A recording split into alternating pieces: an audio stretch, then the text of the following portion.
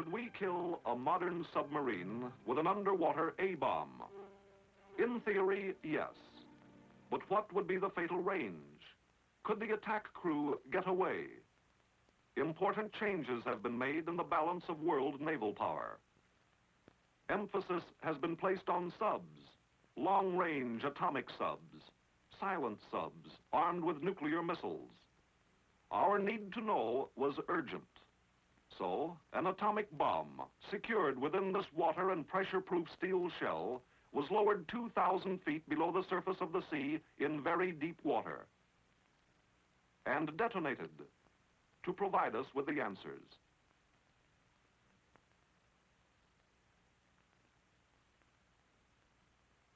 This was Operation Wigwam.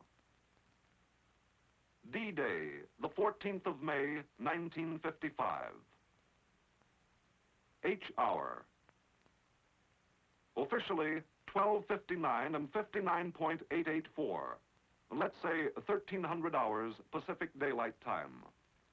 Our location, 28 degrees, 44 minutes north, and 126 degrees, 16 minutes west, approximately 500 miles west-southwest of San Diego. We are reviewing the shot from the command ship, the USS Mount McKinley. We are 10,000 yards from surface zero. Operation Wigwam was conducted by Joint Task Force 7 under the direction of the Chief of Naval Operations, acting as executive agent for the Joint Chiefs of Staff and the Atomic Energy Commission. Immediate control rested with the Task Group 7.3 Commander, Rear Admiral John Sylvester, United States Navy, and the Scientific Director, Dr. Alfred B. Folk, Marine Physicist, with Captain Jack Laughlin as his deputy. These were the men who were finally responsible for getting the right answers from the Wigwam test.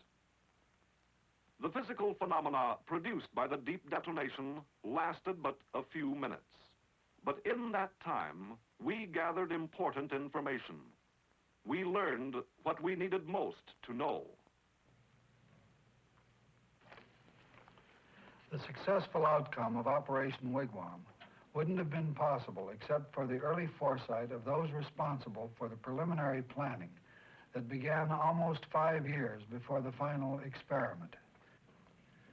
The Hartwell Report in 1950, the Project Alias Report in 1951, followed in 52 by the Armed Forces Special Weapons Project, Pelican Report, and Ad Hoc Committee reports, all contributed guidance to the planners of Operation Wigwam.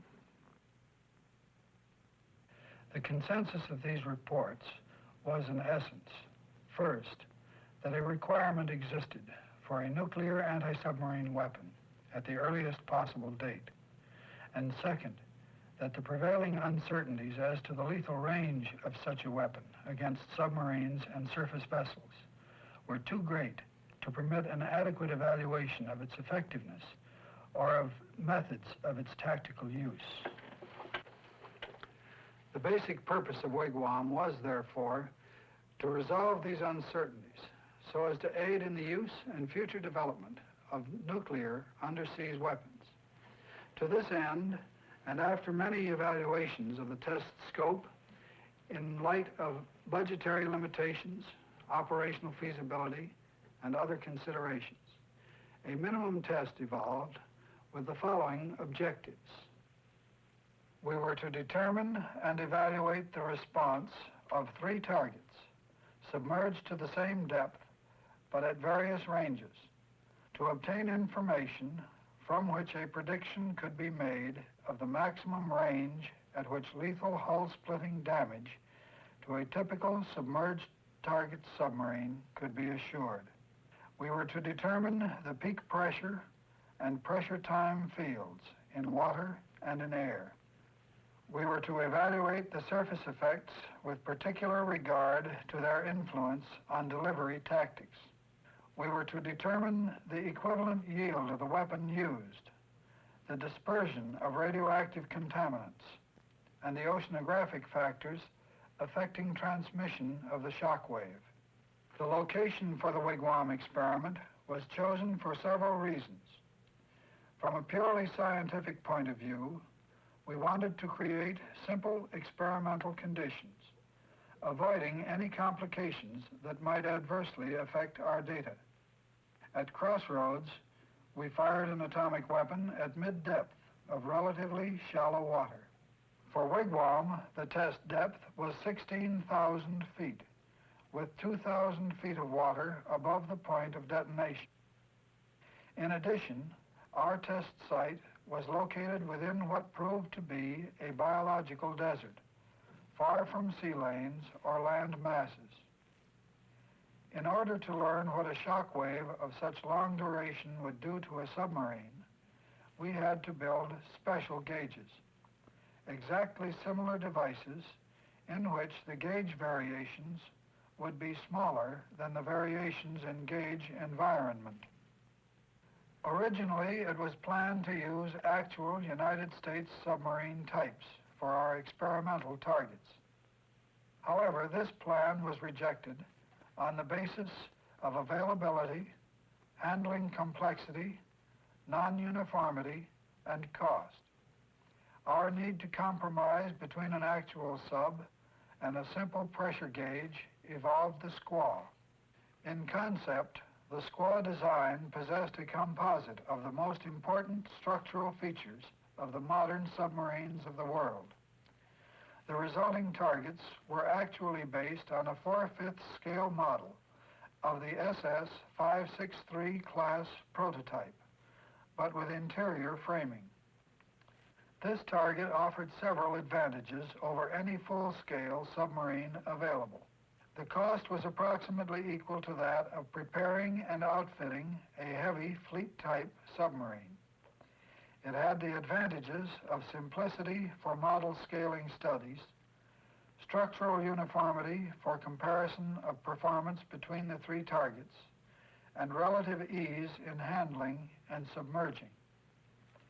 Also, advantage could be taken of the fact that it was new construction by providing certain built-in features that could assure a resilient target for lethal range analysis. The squaws were built as 14.5-foot diameter, internally framed pressure hulls, having a collapse depth of 1,400 feet and fitted with the required submergence tanks. All material in the pressure hull was 1-inch high-tensile steel, carefully heated and rolled for this job. All steel for the targets was divided to provide matching plates for the three targets. In this manner, it was hoped that the finished submarines would be as nearly identical as good shipbuilding practice could achieve. The Long Beach Naval Shipyard did an extremely fine job in the construction. The overall bow to stern length was 132 feet, the extreme beam 20 feet, and the depth from superstructure to bottom of keel 23 feet. The final displacement of each target in surface condition was 425 tons. The final design limitations were imposed by the total weight that could be conveniently handled in a salvage operation. Control of the unmanned submarine targets was maintained through a manifold on the parent YFNB barges by feeding compressed air through 5 1 1/4 inch submarine-type salvage hoses. Each of the 5 hoses was connected in turn to twin sets of ballast tanks, port and starboard, aboard the squaw. A carefully planned series of tests was conducted to cover all phases of the final operation. Scale model tests of structural strength were held at Ganave Gulf, Haiti, by the Underwater Explosion Research Division of the Norfolk Naval Shipyard and the David Taylor Model Basin from 1952 through late spring of 1954. The test data resulted in additional strengthening of the crown of the squaw hulls above the ballast tank. Other tests were conducted to study the effectiveness of cable bundling schemes and handling and towing methods. The squaws were supported by 4 2.5-inch die-lock chain connected through hawse pipes on the pontoons and around the squaws in special hawse channels. 8 80-ton submarine salvage pontoons supported each squaw. In addition to the 5 salvage hoses and heavy support chains, there were instrumentation cables connecting each squaw to its instrumentation barge. Tests were conducted with the hose and cable bundles to determine proper design to prevent tangling, to ensure airtight fittings, and to achieve a neutral buoyancy for the bundles.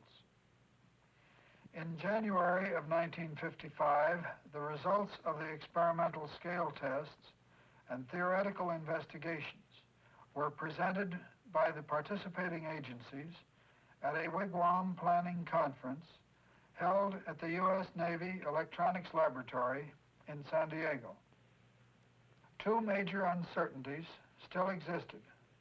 First, the actual relationship between peak overpressure and range, and second, the overpressure required to rupture the pressure hull.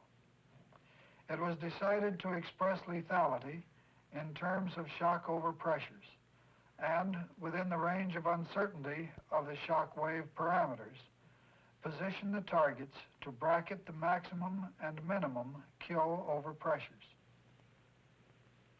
Final estimates resulted in establishing target positions at surface ranges of 5,200, 7,000, and 10,000 feet from surface zero. This placement would provide one target where lethality was assured, one where lethality was about 40% probable, and one where hull damage should not be expected unless something most unusual occurred. The spring of 1955 found the pre-operational phase of Wigwam hurrying to meet a sailing deadline. Project working areas had been made available by the Navy Electronics Lab, whose fine administrative support made it possible for all of the Wigwam project personnel to feel that they had a responsible base of operation within the San Diego area. As we entered the final weeks of preparation, project personnel and trailer-mounted equipment gathered from many sections of the country. Vans were fitted out by the Naval Ordnance Laboratory, the David Taylor Model Basin, and the Naval Research Lab, and driven across the country from their bases in the Washington, D.C. area. The Edgerton, Germershausen, and Greer trailer from Cambridge, Massachusetts, the Armor Research Foundation trailer from Chicago, the Sandia van from Albuquerque, and the Navy Radiological Defense Laboratory trailer from San Francisco, all gathered at either the Naval Repair Facility dock area or at the Naval Air Station, North Island, prior to loading for the cruise to the operating site. One of the major reasons for the decision to use the large YFNBs as floating laboratories was to allow the trailer-mounted vans and project shacks containing recording equipment to be put aboard as completely integrated working units. It was essential that the full electronic story of event happenings be recorded on the surface in case we lost the squaws as a result of the detonation. So many gauges installed in the engine and battery compartments inside the squaws sent their signals through the cable bundles to the recording instruments aboard the YFNBs. Since the YFNBs would be stationed in the array relatively close to surface zero, it was decided to evacuate all personnel prior to H-hour and recover the recorded data as soon as possible after the event. In addition to the instrumentation located within the squaws, a variety of gauges were installed at intervals on and from the various units of the array.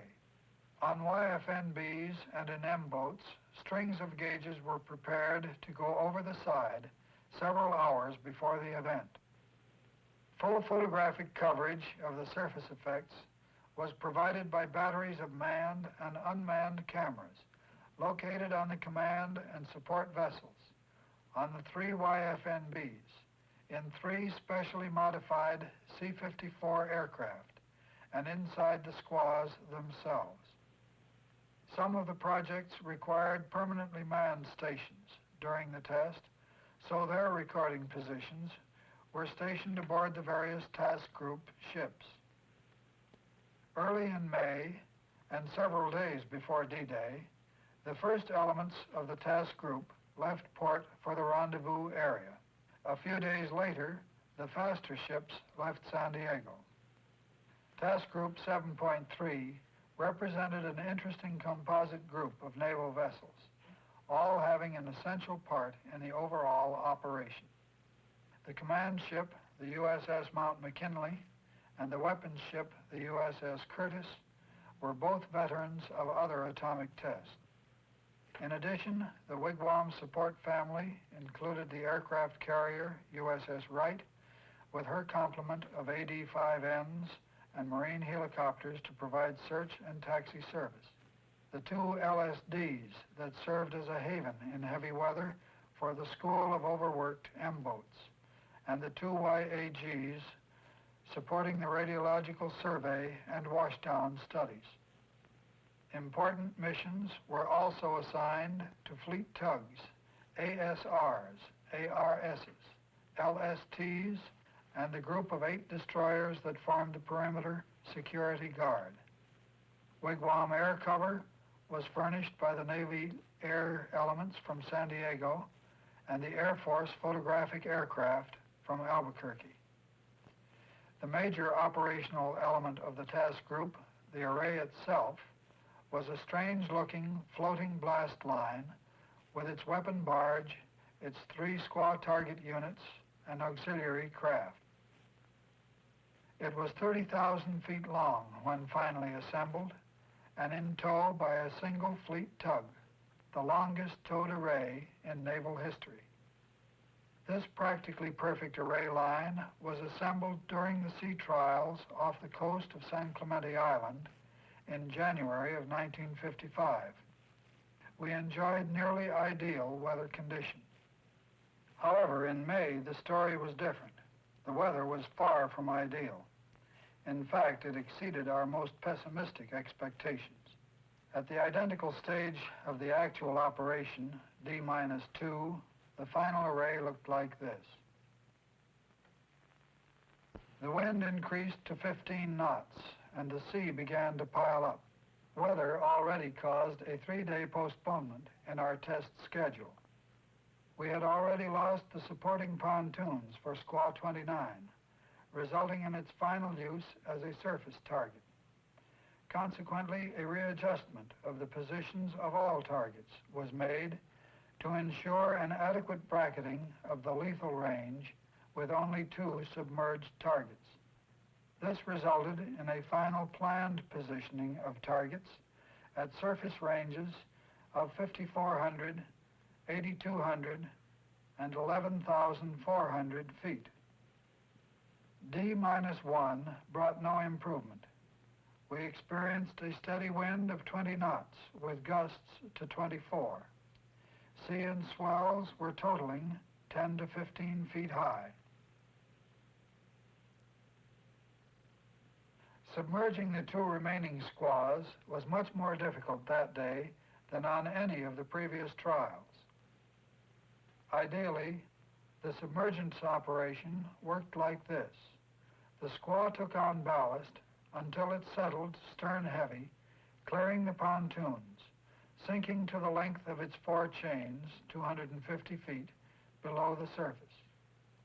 The supporting pontoons were then positioned directly over the squaw.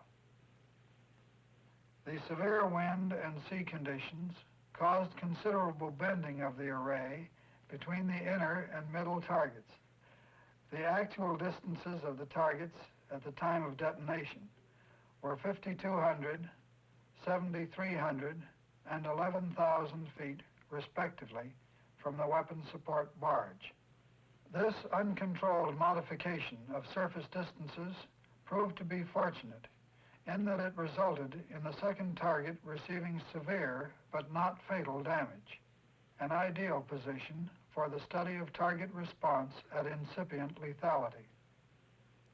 Our scientific test program was organized into 6 main areas of responsibility: radiological and oceanographic investigations, target response and hull damage mechanism, timed and untimed technical and report photography, timing, firing, and communication support, weapon procurement and placement and evaluation of its performance, and measurements of free field pressures and other transient underwater and surface investigations. Notice the cloud chamber effect and the focusing of the reflected shock wave. This latter phenomenon was caused by the local valleys and hills in the sea floor. In at least one area, 15,000 feet from zero, the water was strongly whitened, indicating pressures in the neighborhood of several hundred pounds per square inch, about that to be expected at 10,000 feet, and enough to cause the collapse of light-hulled submarine. At other places, the bottom reflected shock appeared to be missing completely. At the Mount McKinley, 5 miles from zero, the bottom reflected shock was several times as intense as the direct shock wave. The initial spray dome, caused by the arrival of the primary shock wave, reached a maximum height of 147 feet at 2.4 seconds after detonation. The second dome, formed at approximately 2.5 seconds, accompanied by individual plumes, reached a height of 800 feet in about 7 seconds. 2 well-defined plume formations occurred. The first plumes reaching a diameter of 3,100 feet and a maximum height of 1,410 feet, 19 seconds after detonation. The second well-defined plume reached a height of 770 feet, 38 seconds after detonation. The outfall and descent of the material in the several plumes resulted in a well-defined base surge, about 640 feet in height and extending outward about 4,800 feet. The great mass of water thrown into the air resulted in surface waves that were about 2.5 times the maximum height predicted. A well-defined breaking surface wave was first observed coming out of the base surge at about 1 minute.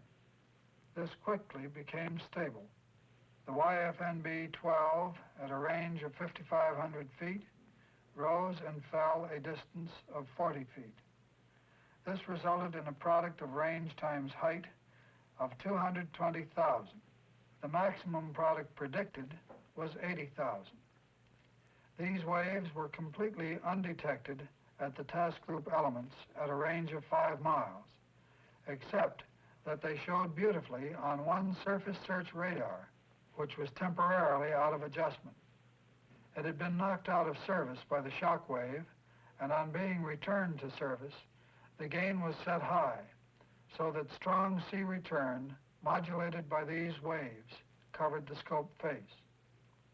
About 15 waves were visible, with wavelengths ranging from 5,000 down to 900 feet. The maximum energy appeared to be in the 1,800-foot region. These waves could have serious implications in the case of detonation of thermonuclear weapons on or under the surface of deep water. The seismic shock was easily detected all over the world. The Coast and Geodetic Survey reported the shock as an earthquake at 1300 Pacific Daylight Time on 14 May, with an epicenter about 15 miles from surface zero.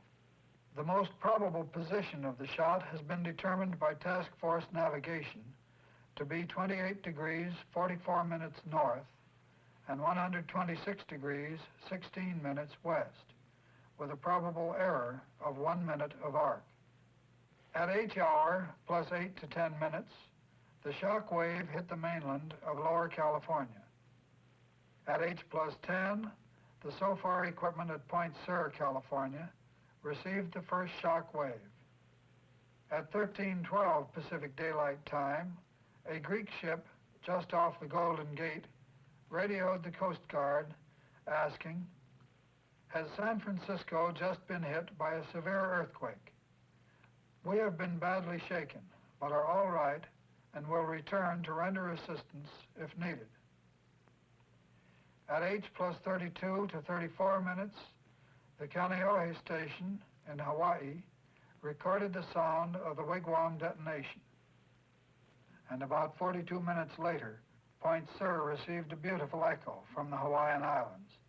In fact, separate echoes from each of the islands in the group. Just to top the story, the Kaneohe station also recorded fine echoes from the California coast and from the Gulf of Alaska. The fallout and contamination resulting from the shot presented an ephemeral problem only. The major plumes were contaminated, but this material was present in a very large mass of water and for the most part returned to the ocean surface within a minute. No ship associated with the test received any accidental contamination. The converted Liberty ships, the YAG-39 and the YAG-40, transited the radioactive area. All transits were not completed as planned due to a long train of events triggered by minor shock damage to the YAG-39, which immobilized her for about 4 hours. At H+17 minutes, YAG-39 received a fallout reading of 400 Roentgens per hour, 5 miles from zero. An effective washdown system reduced this level to a maximum reading of 150 milliroentgens per hour on deck. The former amount of fallout could have produced casualties if the ship had remained immobilized or if the personnel had lacked the protection of a shielded control room. The radiological condition of the surface water in the first 13 minutes is not known by direct measurement. However, some of the dosimeters placed aboard the weapon barge were recovered. 4 of these gave good readings and were closely grouped around 3,600 Roentgens. Not one dead or stunned fish or mammal was observed from any task group ship, boat, or aircraft. The monitoring program of the California fish canneries has produced only 1 contaminated fish, and that proved to be a Japanese import and probably a result of Castle. This industry took the attitude that if Scripps Institution of Oceanography had determined the place for the test, there was no need to worry. A quantity of dye was placed aboard the Zero barge to aid in zero location, and anchored skiffs were positioned to provide absolute coordinates of motion and drift of the contaminated area after the detonation. The total contamination of the surface water appeared to represent about 1/3 of the explosion debris. Contaminated water was found at depth and followed for several days. This radioactive material appeared to be in thin layers, concentrating at a depth corresponding to the average density of the entire water column from the explosion depth to the surface. The stability of these layers appeared to be high and resulted in a concept of ocean structure resembling a pile of undulating sheets. The water of the mixed column subsiding to its equilibrium depth and then spreading out between the appropriate layers of stable water. By D+10 days, no area was found to read greater than 0.2 milliroentgens per hour, 3 feet above the surface. By D+40, no surface area was found reading greater than 1/100th of a milliroentgen per hour, 3 feet above the surface. By this time, the center of the largest area was approximately 120 miles west of 0 point. From a purely tactical point of view, radioactive fallout was most serious in the plumes and base surge and was probably dangerous about 1 mile upwind 2 miles a crosswind and several miles downwind. An operating washdown system effectively eliminates this danger. Except for a vessel immobilized in the contaminated surface water during the first very few hours after a detonation, no tactical hazard exists. The immediately observable results of the test regarding the submarine targets showed that Squaw 12, the closest to zero, was sunk. Squaw 13 was still intact with no flooding, and Squaw 29 was intact on the surface. Squaw 13, while intact, could not be surfaced and was subsequently lost during the 500-mile tow to the salvage site.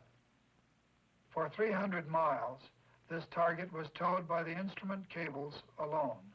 Flooding of the main compartments of Squaw 12 occurred in less than 3 seconds after shockwave arrival, probably within 20 milliseconds. Flooding of the bow cone occurred at 27 seconds, and final parting of the instrument cable occurred at 57 seconds after shockwave arrival. Thus, the crushed hull sank nearly 400 feet in 1 minute. In the case of the damaged but unruptured target, hull plating and stiffeners suffered compressive set strains of several thousand microinches per inch. Although the free field measurements would indicate pressures somewhat larger, the measurements made in the ballast tanks of this target indicated a maximum total pressure just equal to the designed collapse pressure of the hull. This pressure was reached within a millisecond, indicating a prompt achievement of equilibrium between the applied forces and the reaction motions of the pressure hull. This appears to argue against a delayed yield effect, but the magnitude of the excess total pressure required to rupture the hull appears to be in agreement with the predictions based on the delayed yield theory. Serious hull damage to shallow draft surface vessels should not be expected at ranges greater than 4,000 feet. Minor shock damage may be expected at ranges from 7,000 feet to several miles. Aircraft at any altitude should be safe at horizontal ranges in excess of 1 mile. The underwater pressure time field of the Wigwam burst was similar in most respects to that computed for 40 million pounds of TNT at ranges greater than 1,000 feet. The peak pressure in air above this burst may be computed from acoustic theory, but the air shock duration is about 10 times that of the water shock. In answer to one of our primary questions, when in the presence of a nominal 30-kiloton nuclear weapon detonated at a depth of 2,000 feet in very deep water, the Squaw target, when submerged to a depth of 250 feet, will be crushed when at a range of less than 7,000 feet. Based on the results of the Wigwam experiment, several recommendations may be made.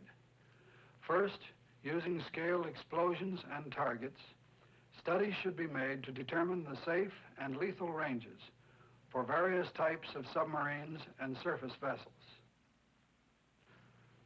Second, previous estimates of optimum warhead yield and explosion depths should be reevaluated in the light of Wigwam results.